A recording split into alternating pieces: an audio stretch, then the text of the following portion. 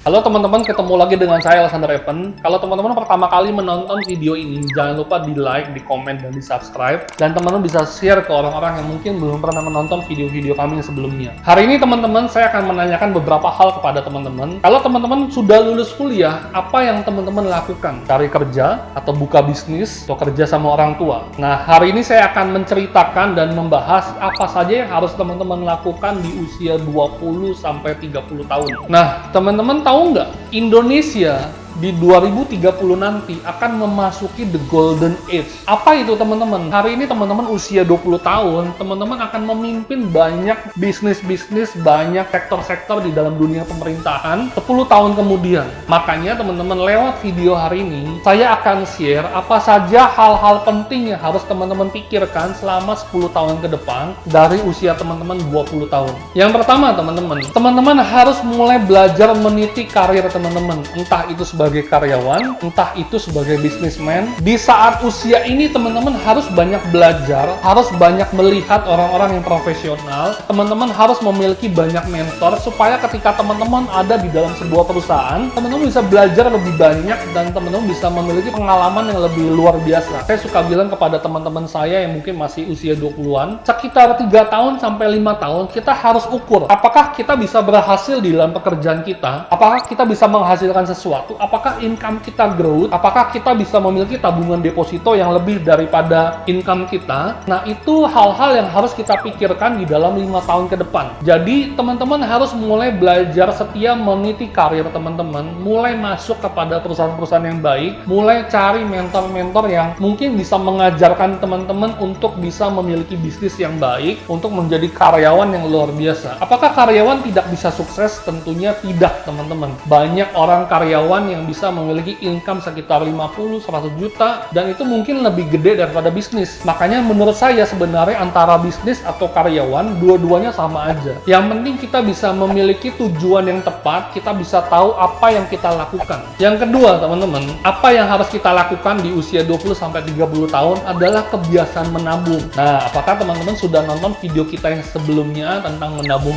10.000 atau teman-teman sudah belajar tentang menabung? Nah, tentunya teman-teman banyak anak-anak muda yang mungkin nggak punya kebiasaan menabung. Mereka mungkin punya kebiasaan itu foya-foya, ngabisin uang gaji, ngabisin uang jajan, atau mungkin habisin uang apapun teman-teman dan tidak ada saving buat menabung. Kebiasaan ini harus kita bangun supaya kebiasaan menabung ini menjadi habit kita sampai kita dewasa nanti. Sampai kita mungkin nanti punya anak, kita punya istri, atau punya suami, kita mesti biasakan untuk kita menabung teman-teman. Yang ketiga teman-teman, pastikan di usia 20-30 tahun kita sudah bisa memiliki DP rumah pertama. Nah, pertanyaannya, teman-teman sudah nonton belum video cara membeli rumah pertama di video kita sebelumnya? Karena penting untuk kita bisa membeli rumah, apa langkah pertamanya? Langkah pertamanya adalah kita mempersiapkan DP supaya kita bisa mengajukan KPR, kita mesti punya DP-nya. Makanya di poin kedua tadi kita menabung, tapi kita bisa menyiapkan DP rumah pertama kita. Nah, teman-teman bisa tonton video kita sebelumnya cara kita menyiapkan DP rumah pertama. Pastikan teman-teman selama 5 tahun ke depan sampai 10 tahun ke depan kita bisa memiliki uang DP rumah pertama kita. Yang keempat teman-teman, ini agak unik teman-teman. Saya mau tanya, berapa harga sepatumu sekarang?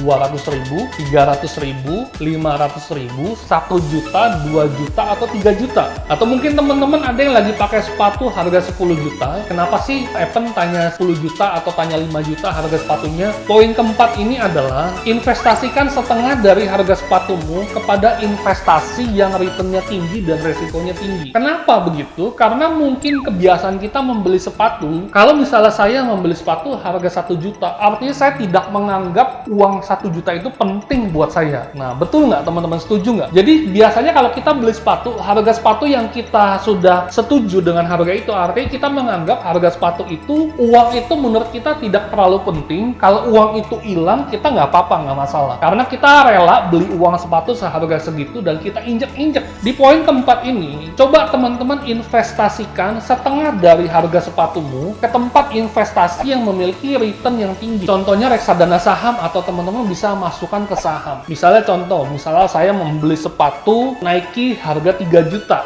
Nah, biasakan diri teman-teman yang memiliki sepatu harga 3 juta, coba deh investasiin 1,5 juta ke reksadana saham. Supaya kenapa teman-teman? Uang ini kita bisa siapkan buat jangka panjang untuk nanti uang pensiun. Teman-teman, mau nggak punya pensiun yang memuaskan, pensiun yang benar? Nah, makanya di poin keempat ini, coba teman-teman investasiin setengah dari harga sepatumu. Poin kelima teman-teman, ini yang paling gampang, jaga gaya hidup. Biasakan punya 2 rekening. Kalau teman-teman demen jajan, teman-teman demen nyemil, coba punya 1 rekening khusus untuk teman-teman lakukan misalnya buat gaya hidup, buat foya-foya, supaya kita bisa tahu batas-batas kita, supaya kita bisa tahu di mana uang kita sudah habis buat foya-foya. Nah, gimana teman-teman? Gampang nggak lakukan 5 hal ini? Saya yakin deh, kalau teman-teman bisa lakukan 5 hal ini, di usia 31, teman-teman akan memiliki finansial yang sangat sehat dibanding orang lain. Nah, untuk itu teman-teman jangan lupa di komen